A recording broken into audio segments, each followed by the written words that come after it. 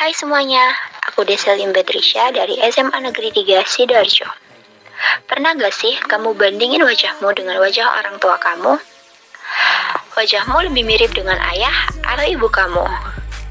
Terus, apakah warna kulitmu sama dengan saudara-saudaramu?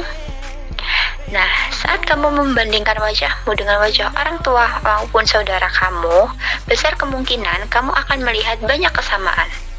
Mengapa demikian? Alasannya, karena sifat-sifat yang kamu miliki itu sebenarnya warisan dari kedua orang tua kamu. Makanya, besar kemungkinan kamu mirip dengan orang tua maupun saudara kandung kamu. Tapi sebenarnya, gimana sih suatu sifat bisa diwariskan? Apa itu pewarisan sifat? Oke, sebelumnya kamu harus tahu dulu setiap makhluk hidup pasti punya beberapa sifat kan? Baik sifat yang tampak maupun yang tak tampak. Wah, maksudnya gimana tuh? Sifat yang tampak merupakan sifat fisik yang bisa diamati langsung. Contohnya warna kulit, warna mata, bentuk wajah, bentuk rambut, dan sebagainya. Sedangkan sifat yang tak tampak itu sifat yang tak bisa diamati secara langsung. Contohnya golongan darah. Nah, baik sifat tampak maupun sifat tak tampak ini bisa diwariskan dari induk atau orang tua ke keturunan atau anak-anaknya. Proses penurunan atau pewarisan sifat dari induk ke keturunannya ini disebut hereditas atau pewarisan sifat ya. Nah, hereditas ini merupakan salah satu bidang cakupan dari ilmu genetika. Terus, hereditas atau pewarisan sifat ini terjadinya gimana? Biar lebih jelas, coba kamu amati gambar ini terlebih dahulu deh. Jadi, setiap makhluk hidup termasuk kamu itu berasal dari zigot. Zigot ini terbentuk ketika ada peleburan antara sel sperma dari ayah kamu dan sel telur dari ibu kamu. Nah, di dalam sel telur dan sel sperma tersebut terdapat inti sel atau nukleus yang mengandung kromosom berupa struktur seperti kumpulan benang-benang halus yang tersusun atas banyak gen. Gen sendiri merupakan substansi kimia yang berperan sebagai faktor pembawa sifat. Karena itu, gen dan kromosom itu berperan penting untuk mengendalikan pewarisan sifat. Karena sel telur dan sel sperma masing-masing membawa gen atau kromosom sendiri-sendiri, maka ketika sel telur dan sel sperma orang tua kamu melebur, zigot yang terbentuk akan mengandung gabungan gen-gen dan kromosom dari ayah maupun ibu kamu. Inilah bagaimana sifat kedua orang tua kamu bisa diwariskan ke kamu. Oke, tadi kita udah tahu sedikit mengenai kromosom dan gen ya. Selanjutnya, kita akan bahas dua hal yang lebih jelas lagi. Mari kita simak. Peran kromosom dan pewarisan sifat. Seperti yang sudah dijelaskan sebelumnya, kromosom itu merupakan struktur berbentuk seperti kumpulan benang-benang halus yang berfungsi sebagai pembawa informasi genetik dari induk kepada keturunannya. Sel tubuh kita punya 23 pasang atau 46 buah kromosom.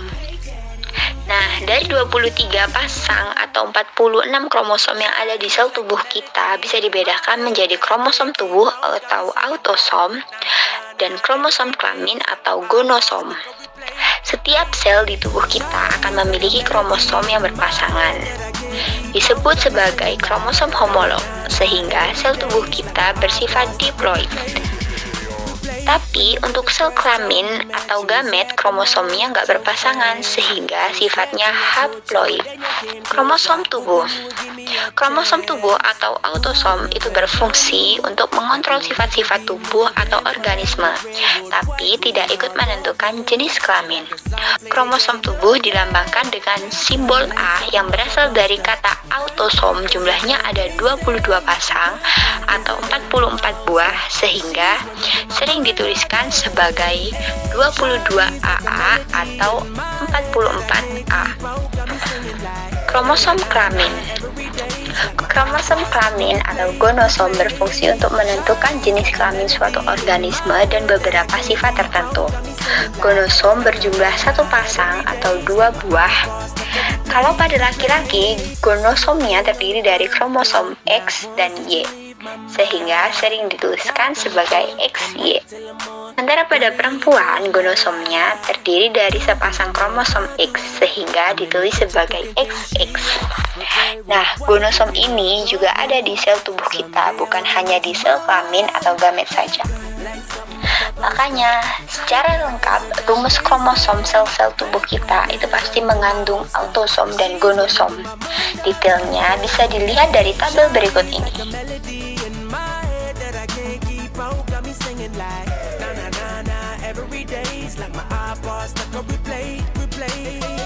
Peran gen dalam pewarisan sifat. Gen merupakan substansi kimia yang mengontrol pewarisan sifat. Jumlah gen yang ada di tubuh kita bisa mencapai puluhan bahkan ratusan ribu loh. Masing-masingnya akan mengkode sifat yang berbeda-beda dan juga memiliki rumah sendiri-sendiri. Nah, rumah gen ini disebut sebagai lokus. Setiap gen yang mengkode karakter tertentu sebenarnya masih mempunyai beberapa variasi yang disebut sebagai alel. Misalnya, gen pengkode warna bunga akan memiliki dua macam alel atau dua macam variasi, yaitu alel yang mengkode warna bunga merah dan alel yang mengkode warna bunga putih. Nah, setiap pasang alel ini akan terletak pada lokus pasangan kromosom homolog yang bersesuaian. Lalu, tiap pasang alel ini juga akan membentuk kombinasi genetik atau genotype. Bersama dengan faktor lingkungan, genotype kemudian akan memunculkan fenotype atau sifat yang tampak. Pada umumnya, suatu gen dapat disimbolkan dengan huruf. Tepatnya, huruf kapital digunakan untuk menyimbolkan alel atau variasi gen yang bersifat dominan, misalnya M besar untuk merah. Sedangkan huruf kecil menyatakan alel resesif, misalnya M kecil untuk putih.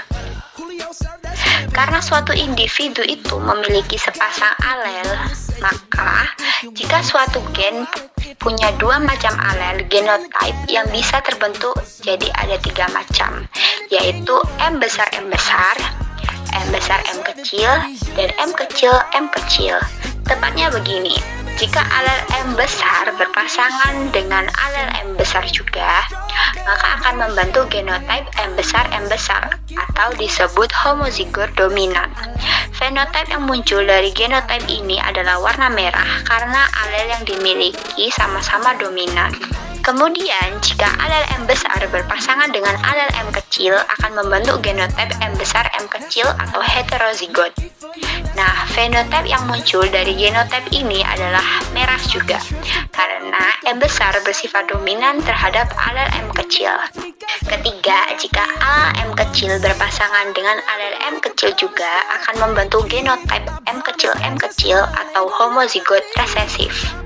Nah, fenotype yang muncul dari genotype ini adalah warna putih karena alel yang dimiliki sama-sama resesif. Oke, itulah penjelasan konsep pewarisan sifat pada makhluk hidup. Jadi, pewarisan sifat pada makhluk hidup ini dikendalikan oleh kromosom dan gen ya. Keduanya berfungsi sebagai pembawa informasi genetik dan dapat menentukan sifat keturunannya. Terima kasih.